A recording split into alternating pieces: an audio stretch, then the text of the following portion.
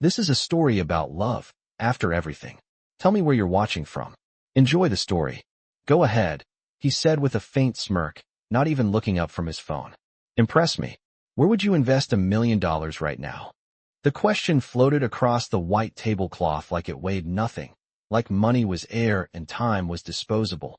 And the low hum of conversation inside Hawthorne and Reed continued under the warm glow of crystal chandeliers, while Claire Whitman stood still beside table 12, her order pad balanced lightly in her hand, her posture straight but unassuming, the black and white uniform fitting her like quiet armor.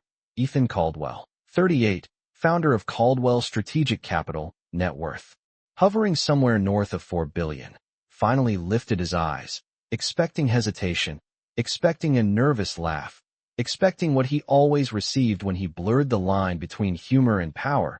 But Claire did not laugh. She did not blush. She did not rush to retreat into polite deflection. Instead, she tilted her head slightly as if considering a legitimate boardroom inquiry rather than a joke tossed between a ribeye and a glass of 12-year single malt. And when she spoke, her voice was calm, measured, unhurried. 40% into emerging market ETFs focused on renewable infrastructure. 30% into undervalued mid-cap domestic equities with strong free cash flow. 20% municipal bonds for tax efficiency. And keep 10% liquid for opportunistic acquisitions within the next 12 to 18 months. The ice in Ethan's glass stopped clinking because his hand stopped moving, and for the first time that evening he set his phone face down on the table. Around them, servers moved, plates clinked softly, a couple near the window laughed over dessert. But at table 12 there was a silence that felt deliberate, almost architectural, like the pause before a verdict. That's specific, he said slowly, studying her, searching for a crack in the composure, some sign she had memorized a headline or repeated something overheard from another table. But her expression remained steady, eyes clear, no trace of apology. You asked, she replied simply. Ethan leaned back in his chair, the tailored navy suit catching the light, his Swiss watch gleaming against the linen cuff, a man accustomed to being the sharpest mind in any room suddenly unsure of the script. Explain the emerging market angle, he said, and this time it wasn't a joke. Claire glanced briefly toward her other tables, mentally mapping refills and entrees, then back at him. Western markets are saturated, she said. Too much capital chasing limited growth. In developing regions, energy demand is rising faster than infrastructure can keep up. Governments are offering aggressive tax incentives. Higher risk, yes, but proportioned correctly, the upside offsets it. Her tone was not defensive, not eager to impress, just factual, like gravity. Ethan felt something unfamiliar press against his pride. Not anger, not quite admiration, something closer to disruption. He had built his empire on reading people in seconds, on identifying leverage, on predicting outcomes before competitors even recognized variables. And yet this waitress, 5'7" in practical flats, had recalibrated the room with less than 30 words. Sit, he said, gesturing to the empty chair across from him. 5 minutes. Claire did not move. I'm working. I'll speak to the manager. That won't be necessary. There was no challenge in her voice, no rebellion, just a boundary set with quiet precision, and that unsettled him more than if she had snapped back. Ethan was used to resistance that could be negotiated, bought, persuaded, intimidated. But this was different. This was indifference to his usual currency. He leaned forward instead. What's your name? Claire. Claire what? Claire is fine. A flicker of something almost like a smile crossed her face, but it vanished as quickly as it appeared, and she straightened the water glass beside his plate, the movement efficient, almost surgical. Ethan felt the urge to push harder, to regain the upper hand through humor or charm.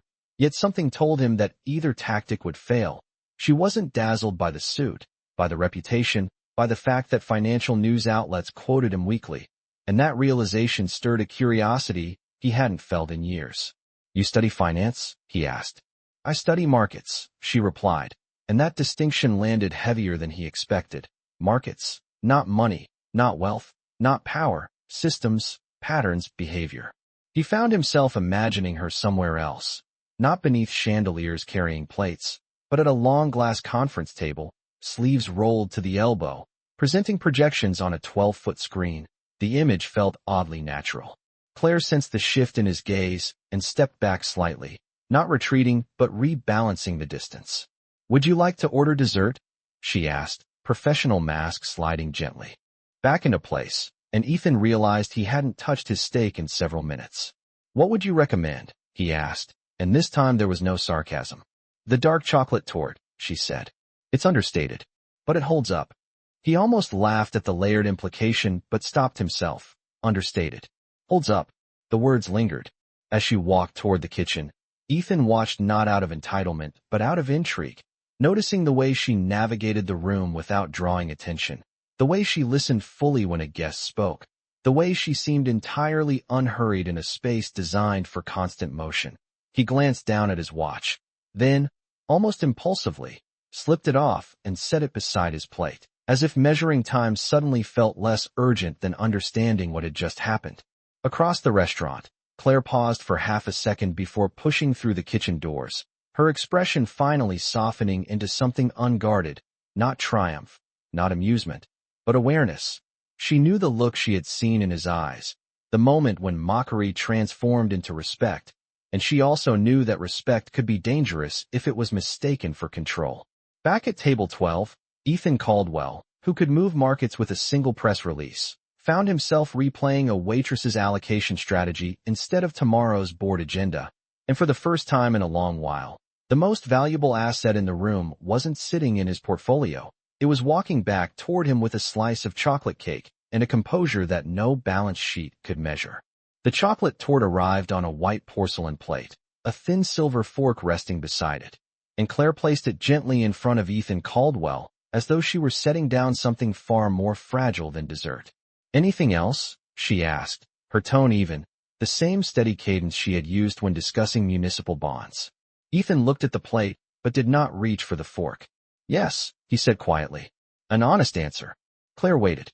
He was not used to waiting for permission to continue, yet something about her silence required him to earn the next sentence. "Why are you carrying plates instead of running a portfolio?" The question hung between them, softer than his earlier challenge, stripped of performance. Claire folded her hands lightly at her waist. "Because life is not a straight line," she replied, "and because rent in Manhattan is not theoretical."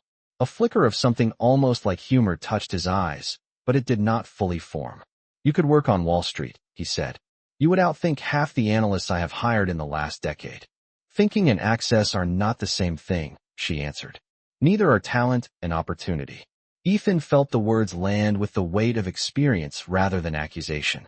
Around them, the restaurant flowed in its usual rhythm, glasses refilled, orders delivered, but at table 12 time seemed to slow to something more deliberate. He picked up the fork at last and took a measured bite of the torte. "Understated," he murmured, "but it holds up."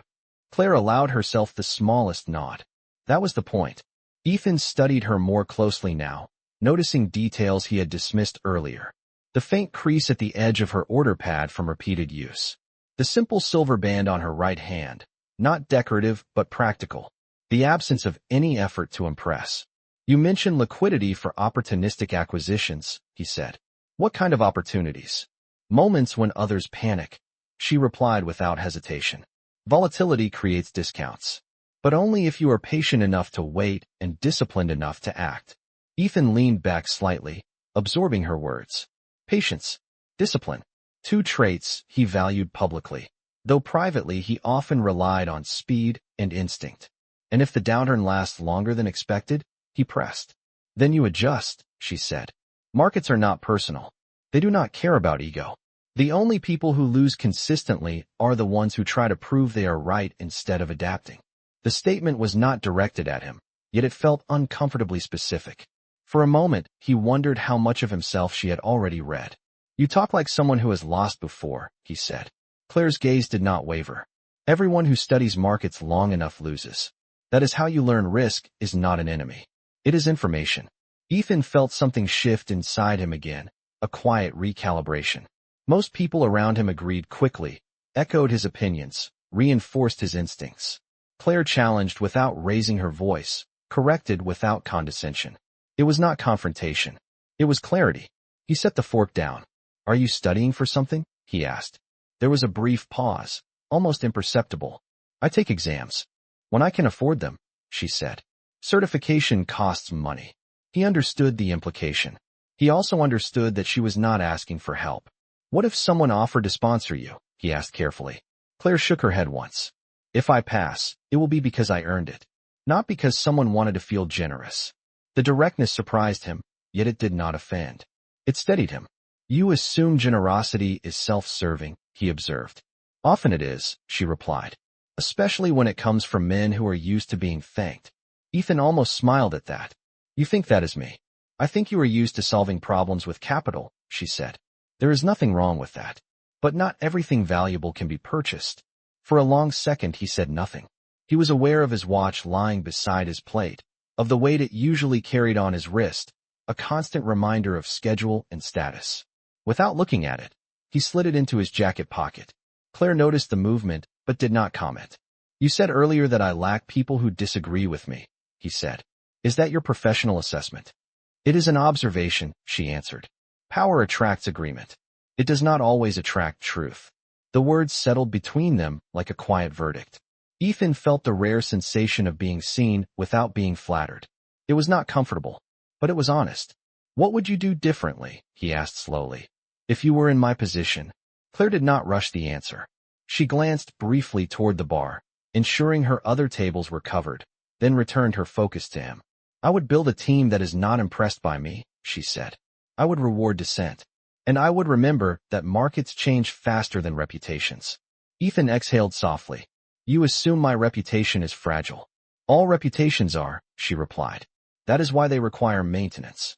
There was no arrogance in her tone, no attempt to diminish him. Only truth delivered without decoration. He realized then that he was no longer trying to test her. He was trying to understand her. Claire, he said, her name feeling unfamiliar yet deliberate. How much longer is your shift? Another hour, she replied. Why? Because I would like to continue this conversation, he said. Not as a joke. Not as a test. As equals. The word lingered. Equals. Claire held his gaze, searching for irony and finding none. I do not meet clients after work, she said calmly. This would not be about business, he answered. Then what would it be about? He considered the question more carefully than any negotiation he had faced that month. Perspective, he said finally. And perhaps correction. Claire studied him for another measured second, weighing sincerity against habit. We will see, she said. Finish your dessert.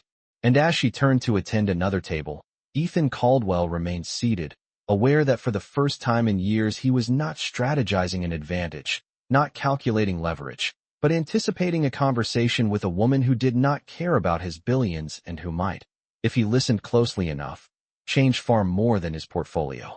Claire finished her shift at 9:15, the dining room gradually thinning until only a few late guests lingered over coffee, and when she untied the black apron at her waist and folded it with practiced precision, she felt the weight of Ethan Caldwell's gaze before she saw him. He was still there at table 12, jacket on now, the dessert plate cleared, his posture less rigid than when the evening had begun, as if something invisible had loosened around his shoulders. She approached without hesitation. We close in 10 minutes, she said. I am aware, he replied, standing as she reached the table, not out of performance, but out of reflexive respect. The gesture did not go unnoticed. Outside, Manhattan moved in its usual rhythm, headlights sliding across wet pavement, a faint October chill settling between glass towers. There is a coffee place 2 blocks down, Claire said. They are open late. Ethan nodded once. Lead the way. They walked without speaking at first, the city noise filling the space between them, taxis passing, distant sirens muted by distance, the scent of roasted beans drifting from the corner cafe ahead. Inside, the lighting was softer than the restaurant's polished glow, the air warm, music low enough to disappear into background comfort. They ordered simply, black coffee for him, tea for her, and took a small table by the window. No white tablecloth. No crystal. Just wood grain and 2 ceramic cups releasing slow spirals of steam. Ethan rested his hands on the table, empty now, no phone, no watch. You said earlier that power attracts agreement, he began. How do you know that? Claire wrapped her fingers around her cup, considering. Because I have seen it, she said. In classrooms. In internships. In rooms where one person's opinion changes tone the moment a senior partner speaks. She met his eyes. Most people do not want to risk being wrong in front of someone important. And you do not mind? He asked. I mind being wrong, she said calmly. I do not mind being honest. The answer settled in him. You interned? He pressed gently. Before life stopped being linear, she replied. Yes. Ethan leaned back slightly. What happened? For a moment, she looked past him toward the darkened street, as if the reflection in the glass held a version of herself she rarely revisited. My father owned a small logistics company in New Jersey, she said. 20 trucks, 40 employees. It was stable, until it was not. Her voice did not break. It did not harden. It remained steady, like someone recounting data rather than grievance. Fuel contracts shifted. A larger competitor undercut rates. Lines of credit tightened. Within a year, everything unraveled. Ethan listened without interrupting. I was in my junior year, she continued. Finance major. Competitive program. When the company collapsed, my parents lost more than income. They lost collateral. My tuition became a variable. She gave a small, almost ironic smile. Markets are not personal, but they are not gentle either. Ethan absorbed the information in silence. He knew the patterns she described. He had capitalized on similar downturns. He had called it strategy. Hearing it from her side reframed the equation. You left school, he said quietly. I paused, she corrected. There is a difference. He nodded. And now? Now I work, she said. I study at night. I take exams when I can. I rebuild. There was no self-pity in her tone. Only direction. Ethan felt something unfamiliar rise in his chest. Not sympathy, not guilt, something closer to respect sharpened by humility. You think I would have handled it differently? He asked. Claire did not rush to answer. I think you would have had access to advisors, she said. Bridge financing. Legal teams. My father had loyalty and a handshake. The truth in that statement carried no accusation, yet Ethan felt its quiet weight. He traced a fingertip along the rim of his cup. If I told you I started with very little, would that change your assessment? Claire studied him. It would add context, she said. It would not change structure. Structure, he repeated. Access, networks, timing, she clarified. You are disciplined. That is clear. But discipline without opportunity is endurance, not expansion. He almost smiled at the phrasing. You should be in a strategy room, he said. Not serving espresso. Perhaps, she replied. But rooms are not entered by talent alone. Ethan leaned forward slightly. If I open that door? The question was not loud. It was careful. Claire held his gaze. Then I would walk through it on my terms, she said. Not as a charity case. Not as a story you tell at conferences about discovering hidden talent. Ethan felt the subtle sting of truth again. She had anticipated the narrative before he could unconsciously shape it. You think I need a story, he said. I think you are used to being the one who rescues, she answered. Rescue is attractive. Partnership is harder. The word lingered. Partnership. Outside, a bus rolled past, lights streaking briefly across the window. Inside, the cafe remained quiet, anonymous, ordinary. Ethan realized that he had not felt this grounded in years. No assistance. No agenda. No negotiation. Just conversation stripped of advantage. What do you want, Claire? He asked finally. The question was genuine. She did not hesitate. Autonomy, she said. Impact. And a team that values correction more than praise. He exhaled slowly. You would fit in at my firm. Would I? She asked gently. Or would I challenge you too often? The corner of his mouth lifted. Perhaps that is exactly why you would fit. There was a pause then, not uncomfortable, but charged with awareness.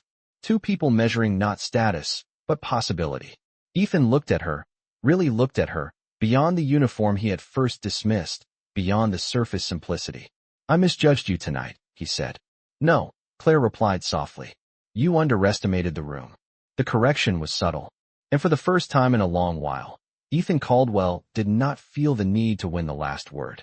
The cafe closed at 11, and when Claire and Ethan stepped back onto the sidewalk, the air had turned colder, the kind of sharp Manhattan chill that made the city feel more honest, less polished. They stood beneath the muted glow of a street lamp.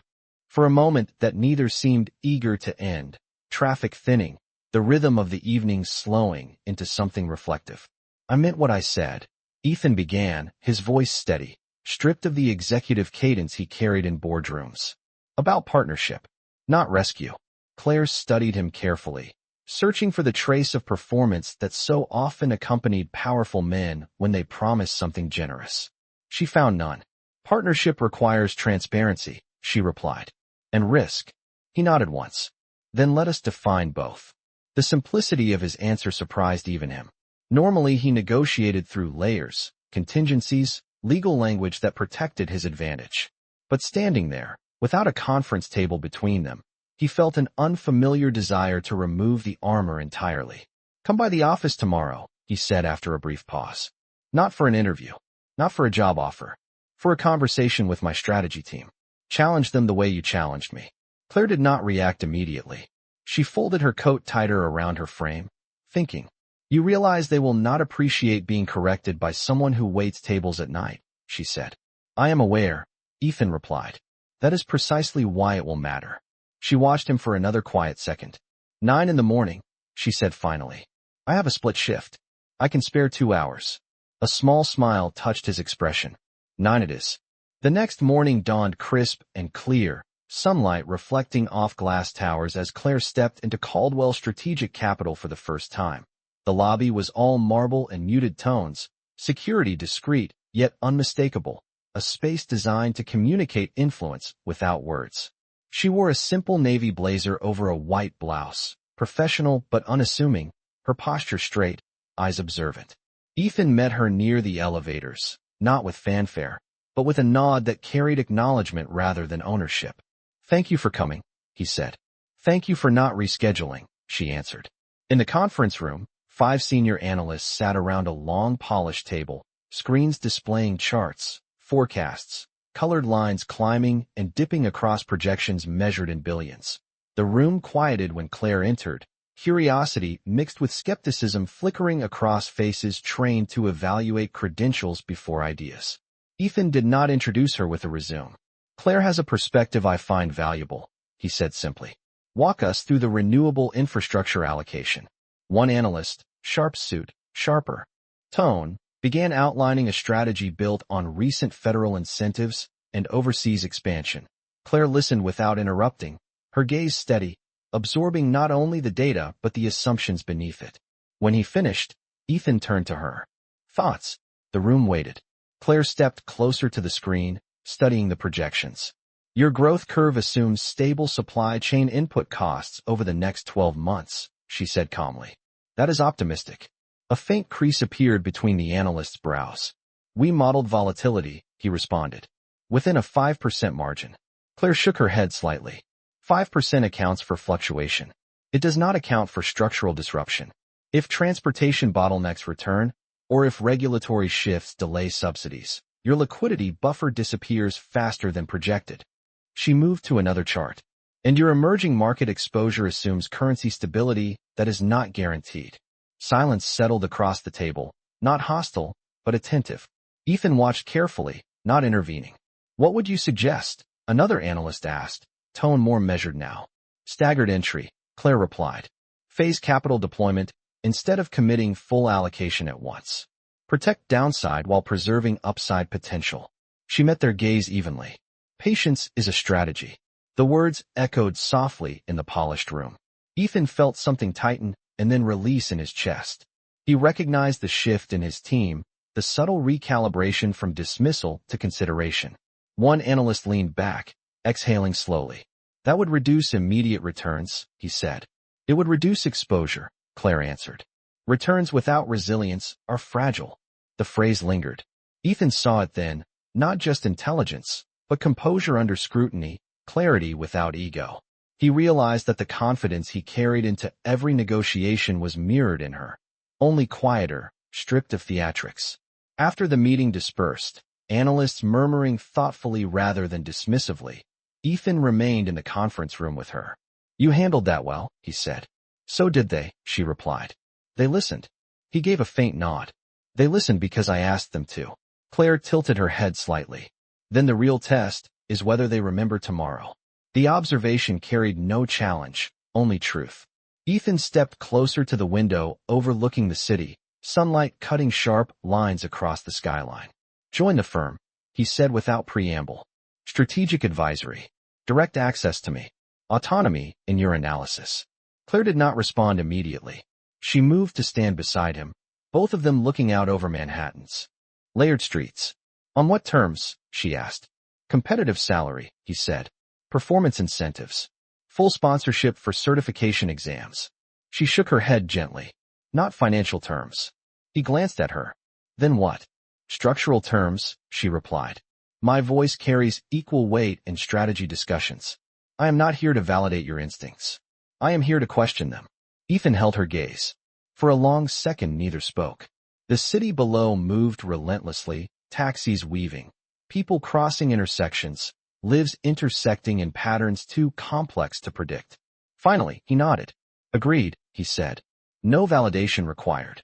Claire allowed herself a small, almost imperceptible smile. Then I will consider it. There was something unspoken in that moment, something neither entirely professional nor entirely personal, a recognition that what had begun as a careless challenge over dinner had evolved into something layered and deliberate. Ethan felt it clearly now, the absence of pretense, the steadiness of her presence altering not just his portfolio, but the rhythm of his decisions. As they stood side by side, sunlight reflecting across glass and steel, he realized that for the first time in years he was not seeking to dominate the market. He was learning to share the room. The decision did not take Claire long, but it was not impulsive. 3 days after stepping into Caldwell Strategic Capital for the first time, she stood once more in Ethan's office, sunlight stretching across the polished floor, the skyline sharp and indifferent beyond the glass. I will accept, she said, her voice steady, with the structural terms we discussed. Ethan did not smile immediately. He nodded once, deliberate. Then welcome to the firm, Claire Whitman. The words were simple, but the weight behind them was not. This was not a symbolic hire, not a charitable gesture, but a recalibration of influence inside a company built on his instincts. Her first weeks were quiet but unmistakable. She did not attempt to dominate discussions. She did not seek attention. She listened first, dissected second, and when she spoke the room shifted almost imperceptibly toward her analysis. Ethan noticed the pattern before anyone else did. Analysts who once rushed to agree with him now paused, glancing toward Claire as if anticipating the counterpoint that sharpened their thinking. It did not threaten him. It steadied him. One afternoon, as rain streaked down the windows and markets reacted to an unexpected regulatory announcement. Overseas, tension filled the conference room. Screens glowed red, numbers fluctuating by the minute.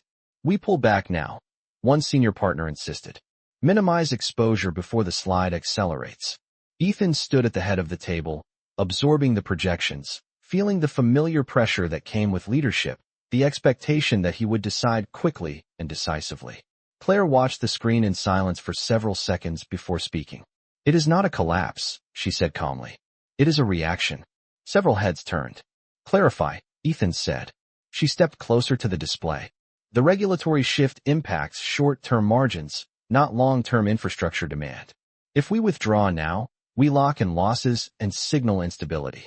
If we hold and adjust phase deployment, we preserve credibility. The room quieted. Ethan studied her profile, the concentration in her expression, the absence of fear. You are suggesting patience again, he said. I am suggesting discipline, she replied. The distinction mattered. He felt the tension ease slightly, not because risk disappeared, but because clarity entered the space. We hold. Ethan decided, voice firm but measured. Adjust allocation. Monitor daily. The meeting dispersed slowly, analysts exchanging thoughtful glances rather than anxious ones. When the room emptied, Ethan remained by the window, hands in his pockets. You realize, he said quietly, that if this goes poorly, it reflects on you as much as me.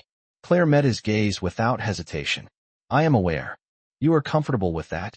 Comfort is not the objective, she replied. Integrity is. The answer lingered long after she left his office. Weeks passed, and the market stabilized exactly as she had projected. What had looked like decline transformed into opportunity, and the firm's disciplined response strengthened investor confidence. Headlines credited Caldwell Strategic Capital with foresight. Ethan knew better. In a rare moment of candor during a leadership dinner, he said simply, credit the team. His eyes found Claire across the table, and the acknowledgement between them required no announcement. Outside the firm, their conversations extended beyond strategy. Sometimes it was coffee after late meetings, sometimes a quiet walk through Bryant Park as autumn leaves scattered across stone paths. They spoke of structure and resilience, of risk and autonomy, but also of family, of childhood expectations, of the subtle ways ambition can isolate those who achieve it. One evening, seated on a bench overlooking the city lights, Ethan turned to her. "You changed." "The architecture of my firm," he said softly. Claire shook her head slightly. "You allowed it to change," she replied. He considered that. "Do you ever regret pausing school?" he asked. "No," she said after a moment. "It forced me to understand markets beyond theory. It taught me that numbers represent lives, not just returns." He felt the truth of that settle deeply. For years he had spoken about impact in abstract terms, quarterly growth, strategic expansion. With her, the abstraction dissolved. "You make me reconsider assumptions I did not realize I had," he admitted. Claire looked at him, not surprised, not flattered. "That is mutual," she said.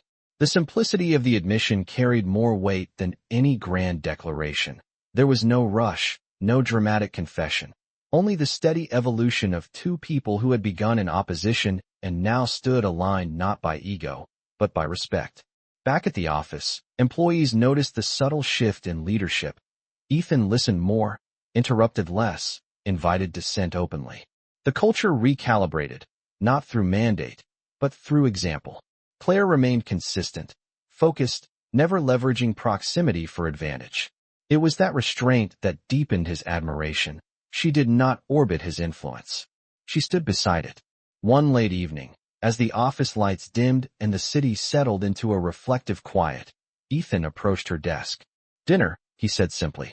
She looked up from a report, expression curious but calm. "Is this strategic?" she asked lightly. "No," he replied. "It is intentional." She closed the file slowly. "Then yes." There was no spectacle, no elaborate reservation. Just a small Italian restaurant a few blocks away, warm light, soft conversation. The ordinary comfort of two people who no longer needed to prove anything to each other.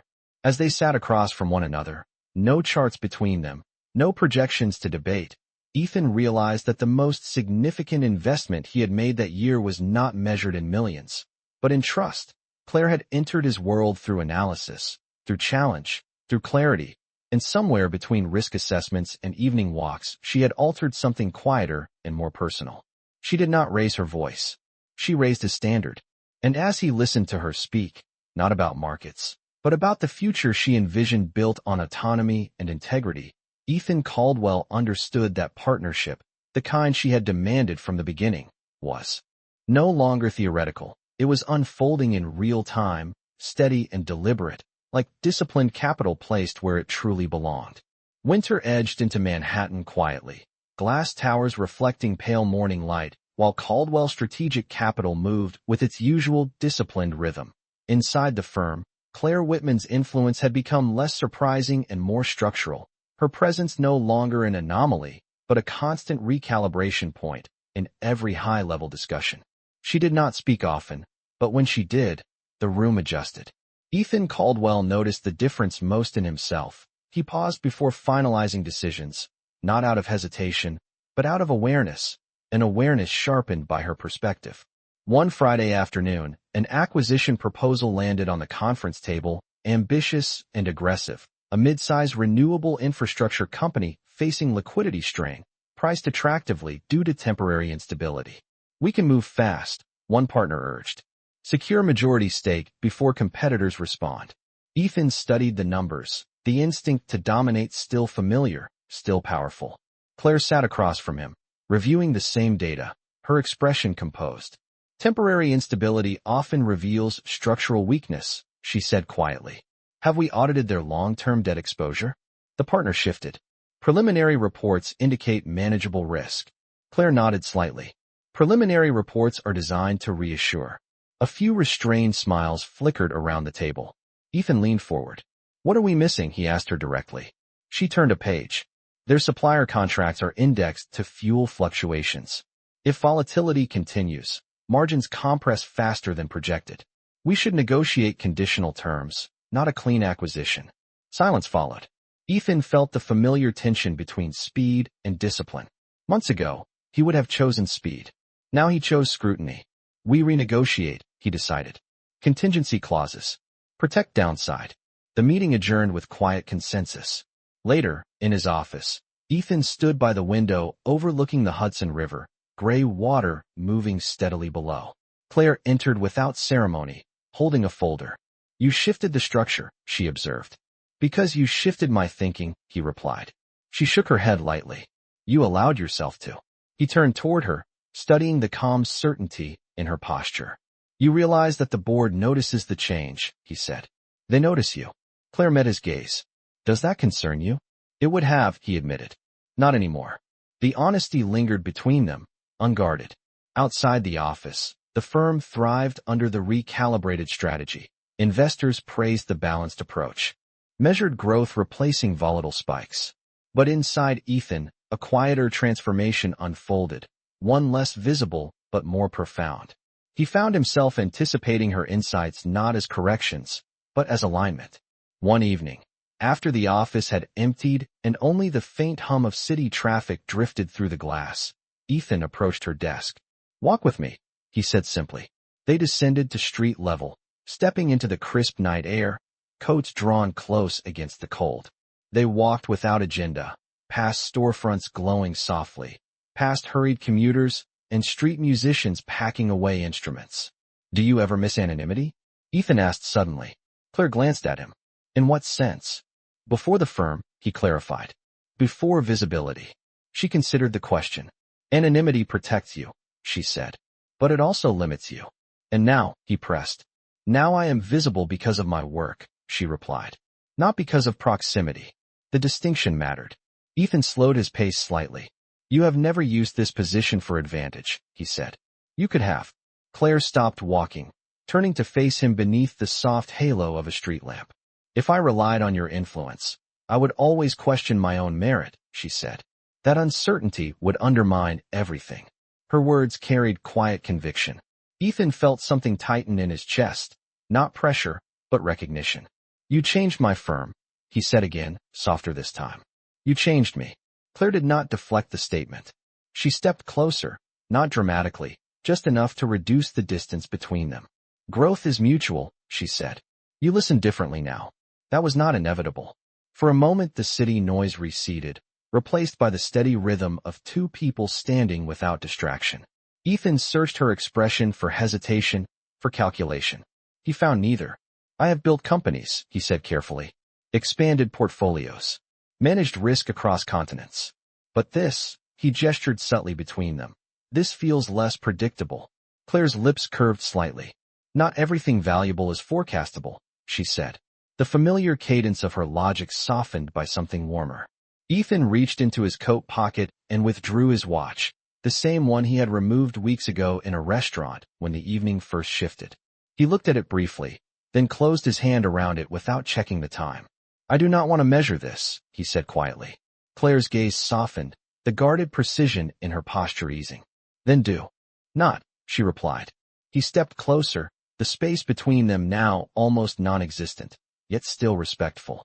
Claire, he said, her name steady on his tongue. This is not strategic. It is not structural. It is personal. The air felt sharper, more honest. She held his gaze without retreat. I know, she answered. And I am not afraid of that. The simplicity of her response carried more weight than any elaborate confession. Ethan felt the final remnants of his old instinct to control dissolve quietly. Then let us be deliberate, he said. Not cautious, not impulsive, deliberate. Claire nodded once. Deliberate is sustainable. The word lingered, fitting seamlessly into both their languages. As they resumed walking side by side, no longer separated by hierarchy or hesitation, the skylines stretched above them, vast and illuminated, indifferent to titles and net worth. Ethan realized that the most significant shift in his life had not been a merger or acquisition, but a conversation that began with challenge and matured into trust. She had not sought to impress him. She had not sought to be rescued. She had simply stood firm in her intelligence and integrity. And somewhere between disciplined capital and quiet evenings beneath streetlights, partnership had become something deeper, steadier, and undeniably real. Spring arrived in Manhattan almost unnoticed, the harsh edge of winter softening into longer evenings and warmer lights spilling between buildings, and inside Caldwell's strategic capital the momentum that Claire Whitman had helped cultivate continued to steady the firm through volatile markets. Investors praised the balanced strategy, competitors recalibrated in response. And within the glass walls of the conference rooms something intangible had shifted permanently. Ethan Caldwell felt it most in the quiet spaces between decisions, the pauses that once would have been filled with urgency, now shaped by intention.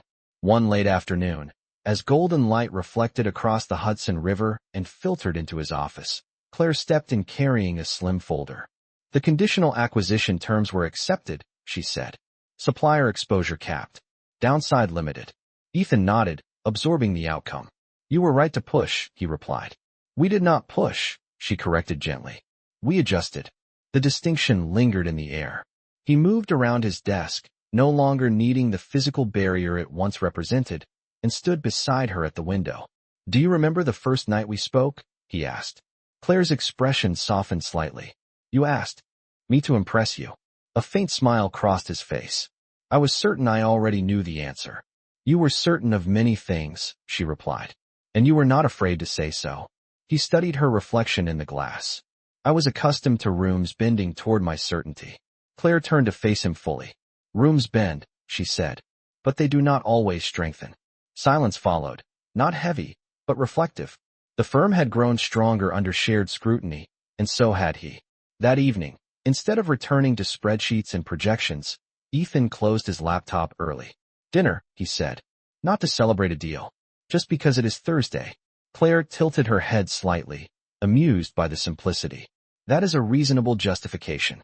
They walked to a small restaurant tucked along a quieter street, the kind of place without headlines or investors in the corner booths.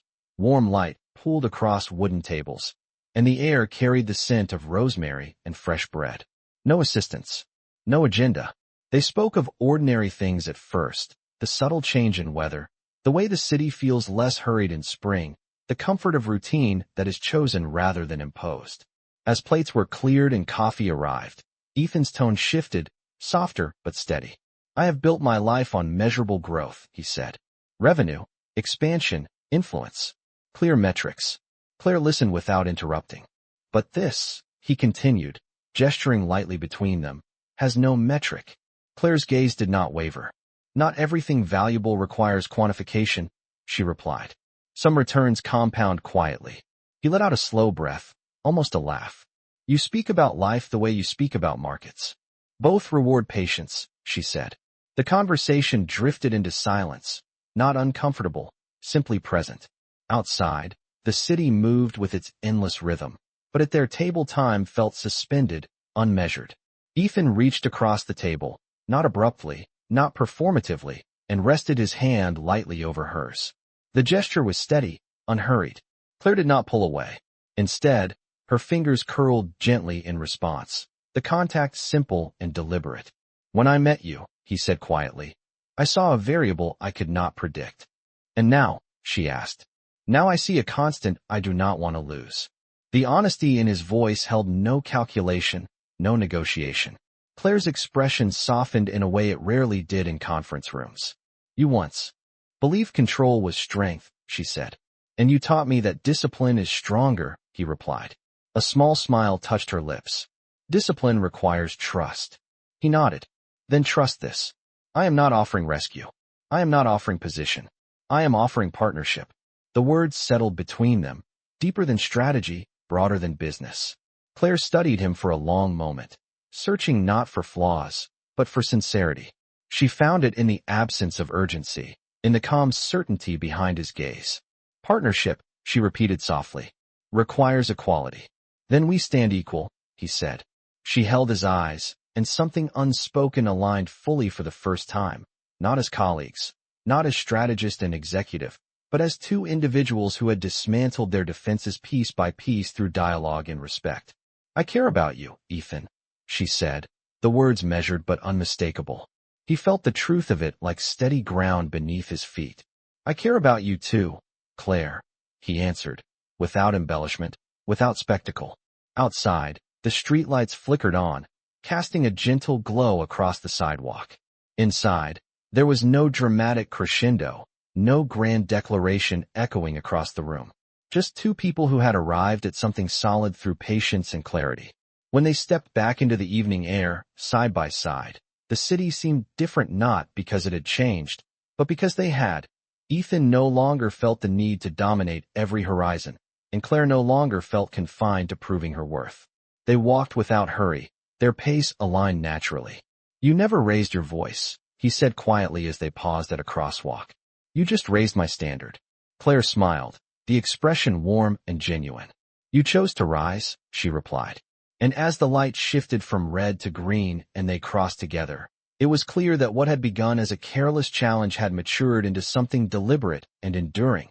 A partnership not built on wealth or advantage, but on mutual respect, shared growth, and a quiet love that required no audience to validate it. Summer settled over Manhattan with a steady warmth that softened the sharp edges of glass towers and turned late evenings into something almost unhurried. And inside Caldwell Strategic Capital, the firm moved with the quiet confidence of an organization that had learned discipline not as restriction, but as strength. Claire Whitman's presence had become structural, not symbolic, and Ethan Caldwell felt the difference in ways that extended beyond quarterly reports. Their relationship unfolded without spectacle, deliberate and grounded, built on conversation rather than declaration, yet the world around them did not remain still. One Monday morning, a major competitor announced an aggressive expansion into emerging renewable markets, leveraging high-risk debt to accelerate acquisitions. Headlines framed it as bold, visionary, disruptive. Analysts at Caldwell gathered in the conference room, tension restrained but present. "If they scale that fast," one partner observed, "they dominate supply chains before we expand." Ethan stood at the head of the table, the old instinct rising briefly, the impulse to respond immediately, to match speed with speed. Claire remained seated, reviewing the data calmly. "Rapid expansion funded by unstable leverage compounds exposure," she said evenly. "If macro conditions shift, their position becomes fragile." A few skeptical glances surfaced. "Or they capture the market while we hesitate," another executive countered. Ethan looked to Claire. "Your assessment?" She rose, walking to the screen. "Dominance built on volatility is not dominance," she replied. "It is amplification of risk." She turned to face the room. "We do not chase headlines. We build resilience." The statement was quiet, but firm. Ethan felt the familiar alignment settle within him. "We maintain course," he said. "Selective acquisitions. Strength over spectacle." The meeting adjourned without drama, but the decision reverberated beyond numbers. Investors questioned the slower pace. Media speculated about missed opportunity, and for the first time since their partnership deepened, external pressure brushed against the internal equilibrium they had built. That evening, Claire stood alone on the firm's rooftop terrace, the skyline glowing against a fading sky, city lights flickering to life. Ethan joined her moments later, hands resting lightly on the railing beside hers. "They expect aggression," he said. "They always do," she answered. "Aggression photographs well." He exhaled, watching a ferry cut across the river below. "Do you doubt the strategy?" he asked. Claire turned to him fully. "No," she said. "I doubt perception." The distinction lingered. "Perception is louder than data," she continued. "But volume does not equal truth." Ethan studied her expression, searching for fatigue or uncertainty. He found steadiness. "If this costs us short-term growth," he said quietly, "it affects your credibility as much as mine." "Then we carry that equally," she replied. There was no hesitation in her voice. The simplicity of shared accountability tightened something warm in his chest. "I have faced market downturns before," he said, "but I have never faced them without the shield of absolute authority." Claire's gaze softened. "Authority isolates," she said. "Partnership distributes weight." The wind lifted slightly, brushing her hair back from her face. Ethan reached instinctively, tucking a strand gently behind her ear, the gesture small and unguarded. She did not step away. "You changed how I lead," he said. "And you changed how I trust," she answered. The words settled between them like steady ground. Days passed, and the competitor's expansion began to strain under debt pressure as global fuel prices shifted unpredictably. Media narratives shifted from praise to caution. Analysts at Caldwell watched quietly, their disciplined positioning absorbing market tremors without dramatic reaction. In the conference room, one partner leaned back after reviewing updated data. "If we had followed them, we would be exposed," he admitted. Ethan glanced at Claire briefly before addressing the room. "Patience is not weakness," he said. "It is leverage." The acknowledgement was subtle but clear. Outside the office, their personal equilibrium deepened in parallel with professional stability. Weekend mornings meant coffee in Central Park, conversations that wandered beyond balance sheets and market cycles. Claire spoke of returning to complete her degree, not because she required validation, but because unfinished chapters unsettled her. Ethan listened, not offering solutions immediately, only presence. "You never tried to impress me after that first night," he said once as they walked beneath early morning light. Claire smiled slightly. "Impressing is temporary," she replied. "Consistency endures." He considered that. "I was impressed anyway." She stopped walking, meeting his eyes with quiet warmth. "Good," she said softly. The simplicity of it carried more depth than any elaborate compliment. Later that week, Ethan attended a private investor dinner where questions surfaced about the firm's cautious positioning. He answered calmly, citing structural resilience and disciplined deployment. But what anchored his confidence was not the numbers. It was the memory of Claire standing steady against the skyline, unshaken by noise. After the dinner, he returned to her apartment for the first time, not as a magnate stepping into a smaller space, but as a partner entering shared ground. The apartment was modest, filled with books and handwritten notes pinned near her desk, evidence of long nights studying after shifts. He looked around with genuine interest. "This is where you rebuild," he said quietly. Claire nodded. "One page at a time." He moved closer, taking her hands gently. "Then let us build the next chapter deliberately," he said. She held his gaze, no trace of doubt. "Together," she replied. Outside, the city pulsed with ambition and urgency, but inside that quiet room, partnership had matured beyond professional alliance into something grounded and unwavering. She had not sought to be extraordinary. She had simply been exacting in her integrity. And in doing so, she transformed not only a firm's trajectory, but the rhythm of a man who once believed speed was strength, teaching him instead that patience, trust, and love compound far more reliably than any headline. Autumn returned with a quieter confidence than the year before, the air sharper in the mornings, sunlight thinner across the Hudson, and inside Caldwell's strategic capital, the discipline Claire Whitman had reinforced over the past month had matured into culture rather than correction. Analysts now debated projections openly. Junior associates questioned assumptions without hesitation. And Ethan Caldwell watched the transformation with a steady awareness that leadership had become less about command and more about calibration. The competitor whose expansion had once dominated headlines began quietly divesting assets. Debt pressure forcing strategic retreat, and industry commentary shifted from admiration to caution. In a glass conference room overlooking Manhattan, Ethan addressed his senior team with composed restraint. "We did not win because they failed," he said. "We remained stable because we refused to chase noise." His gaze moved briefly to Claire, seated beside him, not spotlighted, but undeniably central. Later that afternoon, when the office had settled into a hum of routine productivity, Claire entered Ethan's office carrying a thin envelope.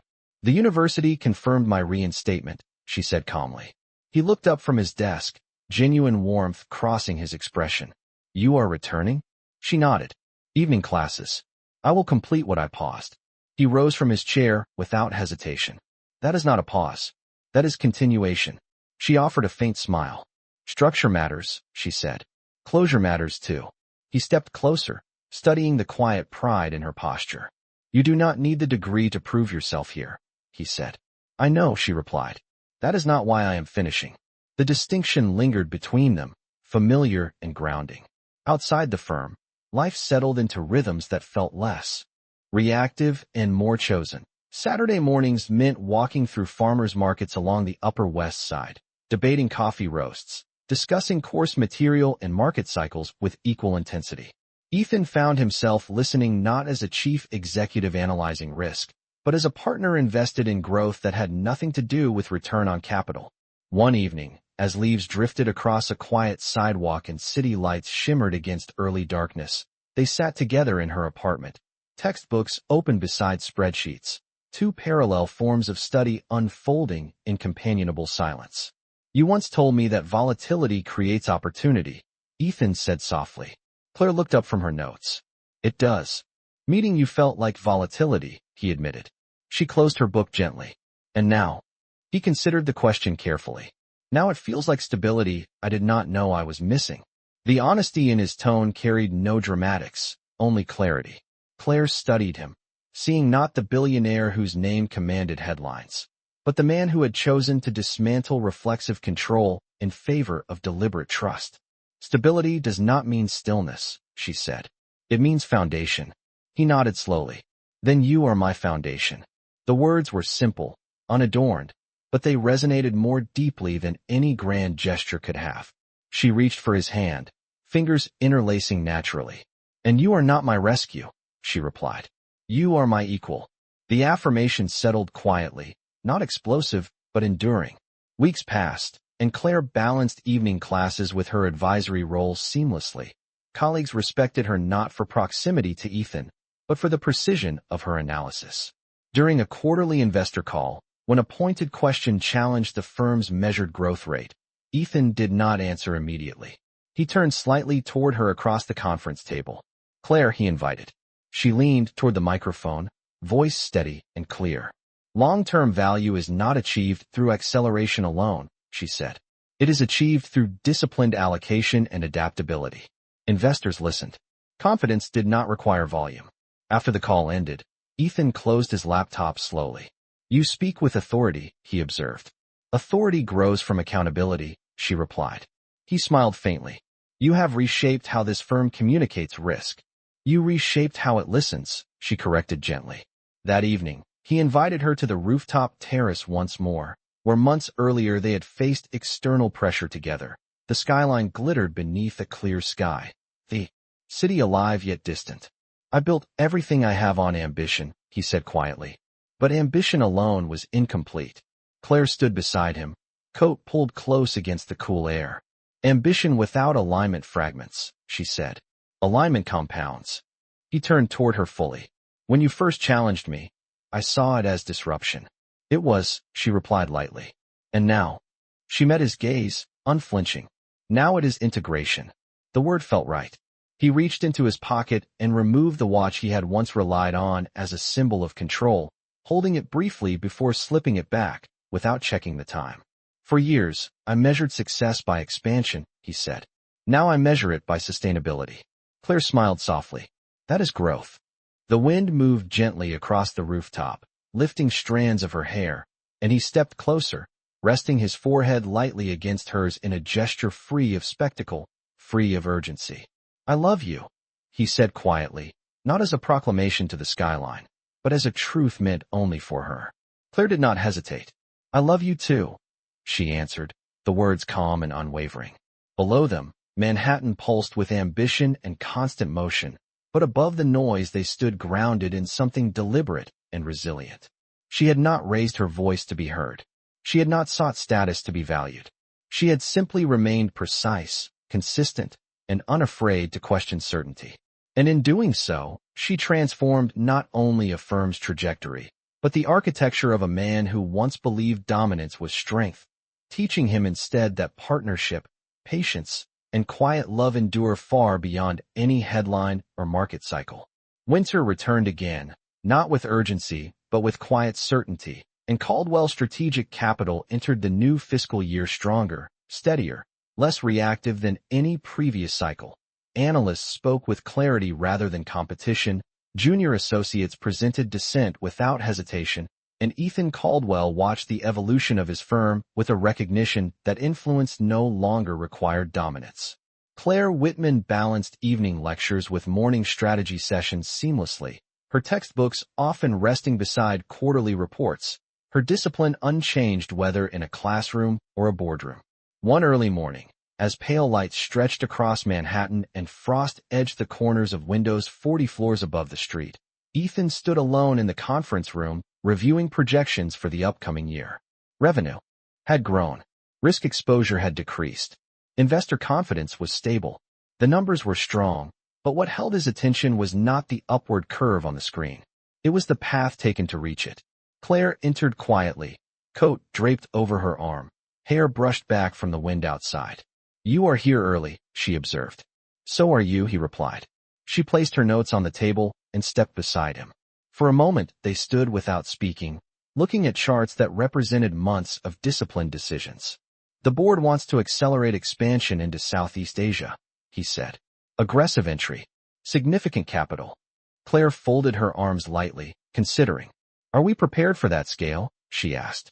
"Operationally, yes," he answered. "Strategically, uncertain." She nodded. "Then uncertainty should not be disguised as confidence." He smiled faintly at the familiarity of her precision. "You would advise caution." "I would advise sequencing," she corrected. Sustainable growth is not dramatic. It is layered. The room felt different from the first months they had worked together. There was no tension and disagreement, no subtle contest for influence. There was alignment built on earned trust. "You finish your degree this semester," he said, shifting the focus. She allowed herself a small, quiet smile. "Yes." "And then?" he asked. "Then I decide whether I continue further or apply what I have completed," she replied. "You do not already know?" he pressed lightly. "Knowing is different from choosing," she answered. The distinction lingered. Later that week, during a formal board presentation, Ethan introduced Claire not as an adjunct advisor, not as a quiet contributor, but as co-architect of the firm's strategic recalibration. There was no grand speech, only clear acknowledgement. "Claire will walk you through the long-term resilience model," he said. Heads turned. She stood calmly, explaining phased deployment, adaptive liquidity buffers, and structural flexibility with the same composed tone she had once used in a restaurant while balancing plates. Board members listened, not because of proximity to him, because of clarity. After the meeting concluded and the board dispersed with renewed confidence, Ethan remained seated for a moment longer. Claire gathered her materials, then paused. "You did not need to emphasize my role," she said. "I did," he replied simply. "Visibility should reflect contribution." She studied him, recognizing the shift not as gesture, but as philosophy. That evening, they returned to the rooftop terrace. Once more, a place that had quietly marked turning points in both strategy and sentiment. Snow fell lightly, soft flakes dissolving against dark coats and city lights. "When I met you," Ethan said, watching the skyline blur in white, "I believed leadership required certainty." Claire glanced at him. "Certainty is comfortable," she said, "but growth requires revision." He nodded slowly. "You revised me." She shook her head gently. "You revised yourself." Silence followed, but it was full rather than empty. He turned toward her, snow catching faintly in her hair. "I once measured my life in acquisitions," he said. "Now I measure it in alignment." Claire's expression softened in the glow of the city. "Alignment compounds," she replied quietly. "Like trust." He reached for her hands, fingers warm despite the cold air. "We built something deliberate," he said. "Professionally and personally." "Deliberate is durable," she answered. The wind shifted slightly, carrying distant sounds of traffic and life below. Ethan drew her closer, not urgently, but naturally, as though the space between them had long since dissolved. "I do not want you standing beside me only in boardrooms," he said softly. "I want you beside me in every structure I build." She searched his face, not for extravagance, but for sincerity. "Structures require maintenance," she said. "I am prepared for that." He smiled, the expression unguarded and genuine. "So am I." Weeks later, as Claire completed her final exam and stepped out of the university building into crisp afternoon sunlight, Ethan waited across the street, hands in his coat pockets, not as a magnate arriving in a motorcade, but as a partner present at a milestone. She crossed toward him, relief and quiet pride evident in her posture. "Finished," she said simply. "Completed," he corrected softly. She laughed, the sound light and unrestrained. "You are impossible." "I am disciplined," he replied, and she recognized the humor in it. They walked together through the city, past glass towers and crowded sidewalks, the world moving quickly around them. What now? He asked gently. Claire looked ahead, not at the skyline, but at the street before them. Now we continue, she said. He nodded, understanding fully. Not acceleration for the sake of applause. Not hesitation out of fear. Continuation rooted in clarity. As evening settled and city lights reflected across the river, Ethan realized that the most significant return on any investment he had ever made was standing beside him. Not because she had impressed him, not because she had challenged him, but because she had remained unwavering in her integrity. She did not raise her voice to command attention. She raised the standard quietly until the room, and eventually his life, adjusted to meet it. And in that deliberate alignment, both the firm and the man who once led through certainty discovered something stronger than dominance. Enduring partnership built on respect, discipline, and a love that required no spectacle to prove its worth. Spring unfolded again over Manhattan, the river reflecting longer light, and the air carrying the faint promise of warmth. And inside Caldwell's strategic capital, the momentum of disciplined growth had become something more enduring than quarterly performance. It had become identity. Claire Whitman moved through the firm not as an exception but as an anchor, her degree completed, her presence steady, her analysis no longer surprising anyone, yet still refining every discussion it touched. Ethan Caldwell watched the evolution with quiet awareness, recognizing that the greatest transformation had not been the upward curve of the firm's valuation, but the recalibration of its foundation. One morning, as sunlight streamed across the conference table, a junior associate presented a bold expansion proposal into a volatile, emerging market. The numbers shimmered with potential. Risk and reward stood side by side. The room buzzed with anticipation. Ethan listened carefully, then turned his gaze to Claire without speaking. She leaned forward, fingers lightly resting on the polished surface. The opportunity is real, she said evenly. But timing defines outcome. We need alignment between operational readiness and market entry. The associate nodded, absorbing the guidance rather than shrinking from it. Ethan felt a subtle pride, not in authority, but in culture. What do you recommend? He asked her. A phased pilot, she replied. Measured entry. Build local partnerships before scaling. The room settled into consensus. It was no longer Ethan alone who guided direction. It was shared clarity. After the meeting, he followed her to the hallway. You lead without force, he said quietly. She smiled slightly. Force creates resistance, she replied. Clarity creates movement. He paused, studying her expression in the soft morning light. You know, the board has begun asking about succession planning, he said. She raised an eyebrow, amused. Succession? They assume long-term stability requires defined continuity, he explained. And what do you assume? She asked. He met her gaze fully. I assume partnership is already continuity. The words lingered between them, deliberate and sincere. That evening, they returned to the rooftop terrace where so many conversations had shifted trajectory. The skyline shimmered beneath a fading sunset, the city restless but distant. Ethan rested his forearms on the railing. For years, I believed leadership was solitary, he said. Strength measured by independence. Claire stood beside him, the wind lifting gently against her coat. Independence is valuable, she said. Isolation is not. He nodded. I confused the two. Silence settled softly, not heavy but reflective. When I first walked into that restaurant, he continued, a faint smile touching his lips, I thought I was testing you. Claire laughed quietly. You were testing yourself. He exhaled, recognizing the truth. You never tried to impress me again. I did not need to, she said simply. I chose consistency. The city lights flickered brighter as darkness deepened. Ethan turned toward her fully. I have been thinking about the next chapter, he said. She tilted her head slightly. Professionally or personally? Both, he answered. They no longer exist separately. Claire studied him with the same measured attention she once gave to volatile projections. Go on, she invited softly. He reached into his coat pocket, not hurried, not dramatic, and withdrew a small velvet box. He did not kneel immediately. He did not announce his intention to the skyline. He simply held it between them, steady. You taught me that structure matters, he said. That sustainability is built through intention, not impulse. He opened the box to reveal a simple, elegant ring, understated yet unmistakably deliberate. I do not want acceleration. I want alignment. I do not want spectacle. I want durability. Claire Whitman, will you build the rest of this life with me, as my equal, as my partner, as the person who reshaped not only my firm, but my understanding of strength? The wind softened around them, carrying distant echoes of traffic and life below. Claire did not speak immediately. She looked at him not as the billionaire whose name commanded headlines, but as the man who had learned to listen, to pause, to revise. You once measured everything, she said quietly. And now I measure what endures, he replied. A slow, genuine smile spread across her face. Yes, she said, deliberately. He exhaled a breath he did not realize he had been holding, and slipped the ring onto her finger. It fit without adjustment. No applause followed. No cameras captured the moment.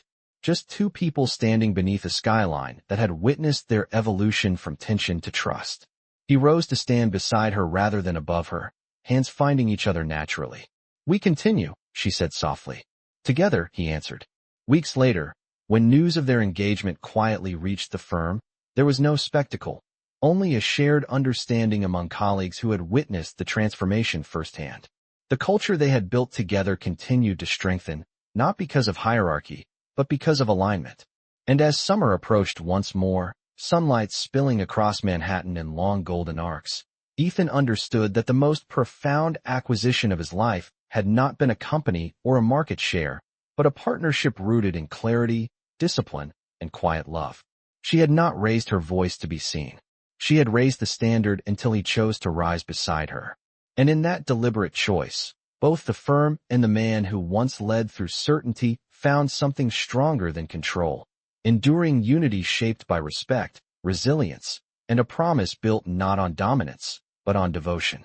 Late summer settled gently over Manhattan, warm evenings stretching longer across the skyline, and the engagement between Ethan Caldwell and Claire Whitman unfolded not as spectacle, but as quiet integration into the life they had already built.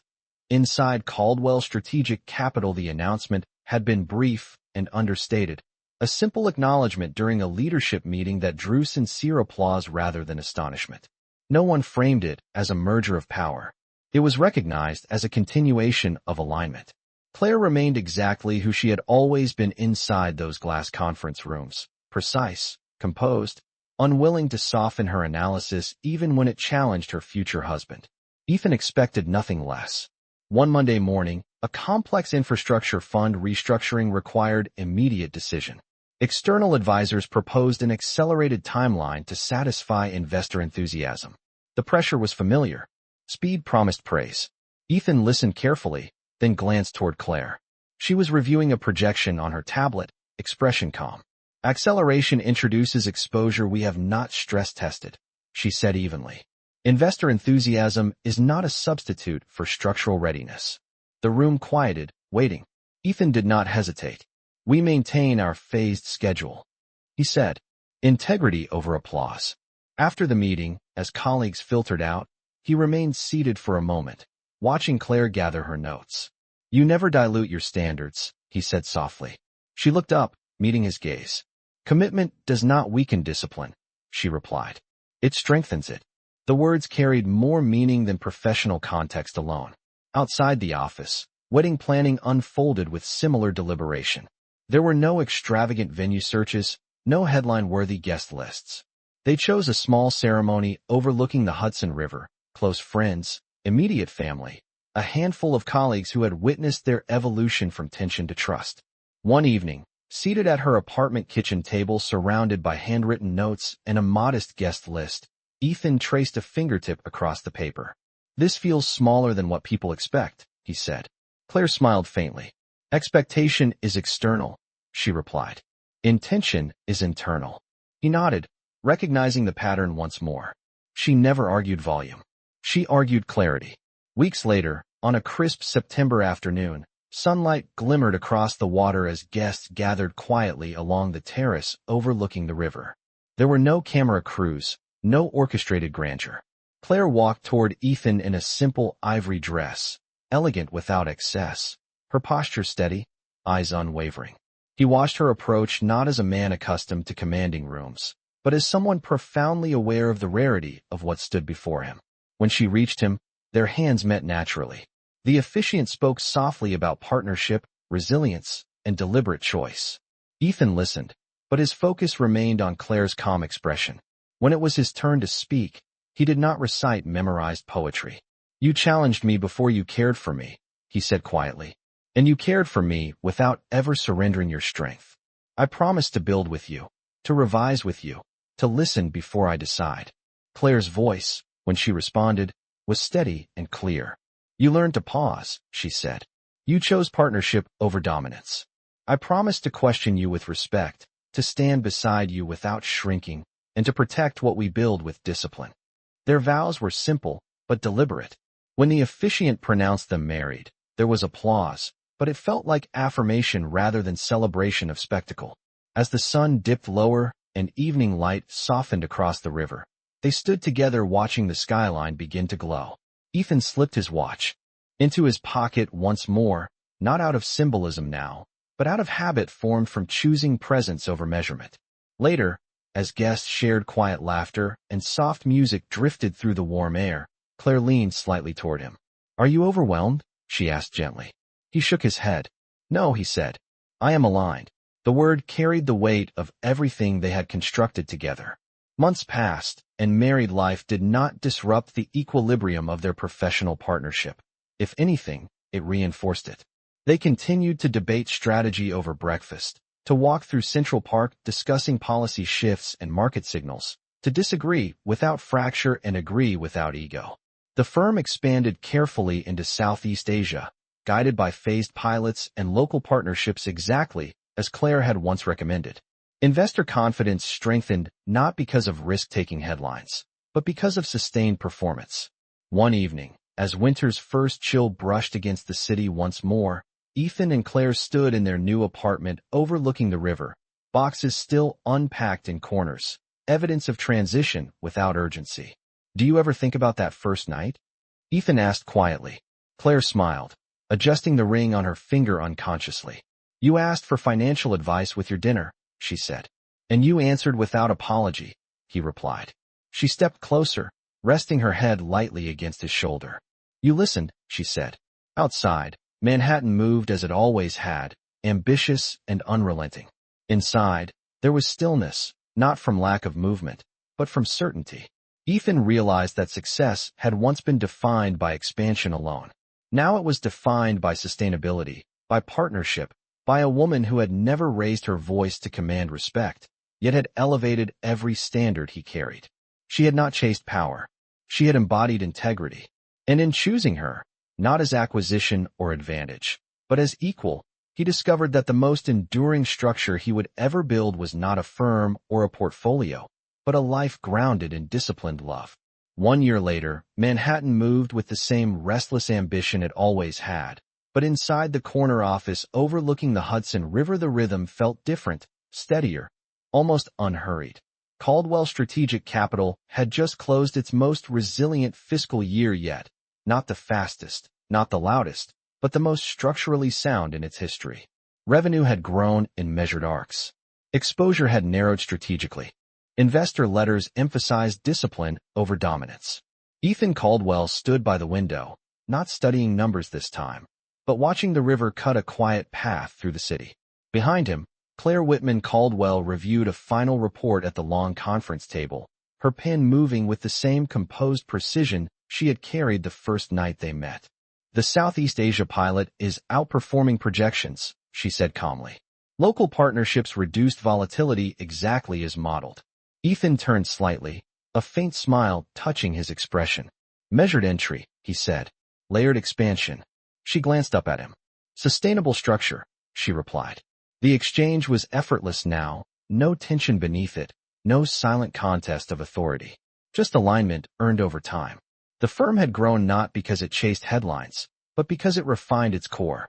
And the culture inside its walls reflected the same principle. Junior analysts debated openly. Senior partners invited dissent before final votes. Ego had not disappeared. It had been disciplined. Later that afternoon, during a leadership retreat held in a modest conference space overlooking Central Park, Ethan addressed the team without slides or dramatic projections. "We used to measure success by speed," he said. Now we measure it by durability. He paused, then added, the shift did not come from louder voices. It came from clearer ones. His eyes met Claire's briefly across the room. She did not react publicly. She never needed to. After the session ended and colleagues filtered out into the late afternoon light, Claire joined him by the window. You are becoming reflective, she observed lightly. I am becoming revised, he answered. She smiled, that quiet expression that had never sought applause. Revision is not weakness, she said. It is refinement. Outside, autumn leaves drifted slowly across the park below, the city glowing in muted gold. Do you ever think about the path not taken? Ethan asked softly. Claire considered the question carefully. No, she said after a moment. Because I am exactly where deliberate choice led me. He nodded, absorbing the simplicity of her certainty. That evening, back in their apartment overlooking the river, they moved through familiar routines, dinner prepared without ceremony, financial reports set aside in favor of quiet conversation. The world still recognized Ethan as a billionaire strategist. Headlines still referenced his firm as disciplined and visionary. But inside those walls, identity felt less tied to valuation and more to foundation. You changed my metrics, he said as they stood side by side in the kitchen, city lights reflecting across the glass. Claire turned toward him. You changed your metrics, she corrected gently. I only asked different questions. He stepped closer, resting his hands lightly at her waist, not urgently, just present. You never tried to be extraordinary, he said. You just refused to be underestimated. She met his gaze with steady warmth. Extraordinary is often just consistency over time, she replied.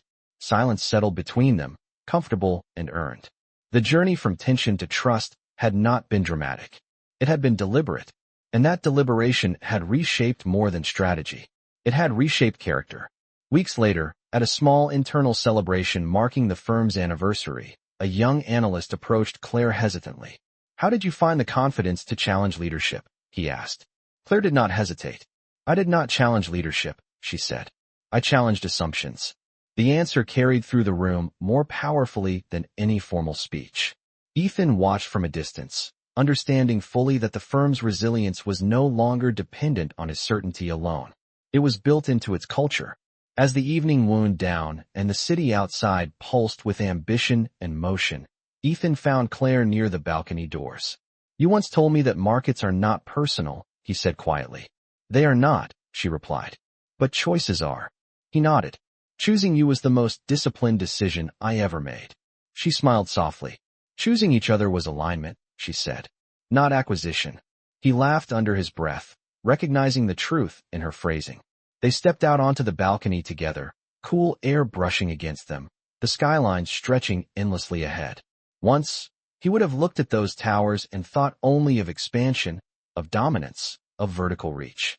Now he saw structure, interconnected foundations holding everything upright.